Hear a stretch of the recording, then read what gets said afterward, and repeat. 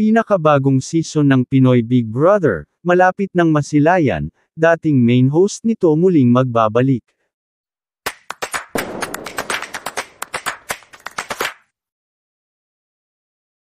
Hello Philippines and hello world, tila muli nang magbubukas ang pintuan ng pinakasikat na bahay sa bansa na Pinoy Big Brother sa ika-11 season nito.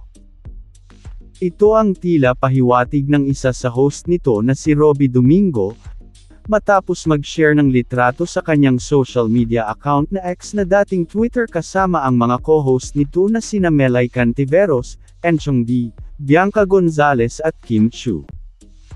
Ang mga nabanggit ay ang mga current host ng Pinoy Big Brother ng Kapamilya Network na inaasahang magbabalik sa susunod na taon. Tila isa ring pahiwatig ito sa mga kumakalat na balita na muling magbabalik Kapamilya ang dating host nito na si Tony Gonzaga.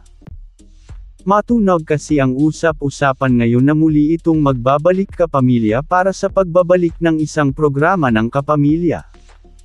Tila mas lumakas pa nga ang paniniwala ng mga netizen hinggil sa balitang ito nang ibalita na muling magbubukas ang bahay ni Kuya.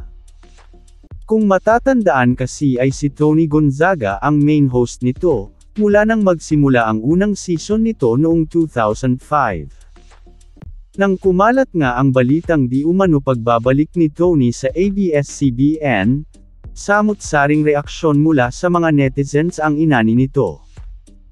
Samantala, wala pang opisyal na pahayag ang ABS-CBN kung totoo ba ang balita.